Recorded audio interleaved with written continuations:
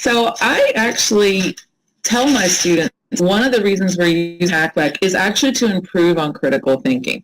So in my syllabus, I don't call it Packback necessarily. I don't call it participation. Although the points that I give them for using Packback and participating in Packback essentially amount to participation points. But what I call it is scientific inquiry.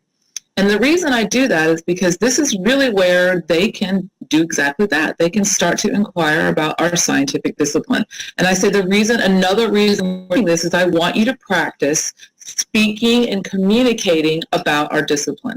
That's an important skill to be able to do, not just in this course, but in your entire career as a psychologist or as a physiologist, whatever you decide you want to take out of this degree. I said, so one of the things that you can do here is practice speaking about the discipline. And what I've found is that they do that. So again, it is the requirement in Packback. But again, what you learn is those first few weeks, the questions are okay, some are great, but most of the time they're just sort of copying the standard questions that I put in there. You can see they're just kind of getting a feel for Packback.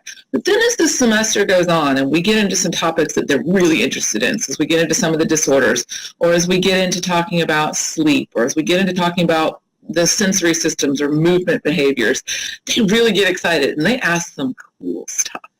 But then they start answering with really cool answers too.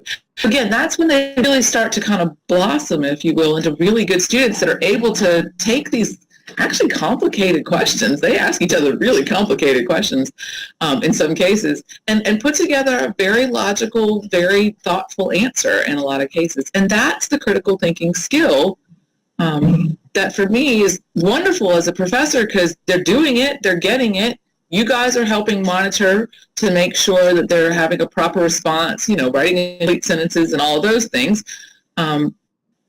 But I don't have to do a whole lot. I just kind of let them go. I encourage the good ones, and then they have this great critical thinking skills platform.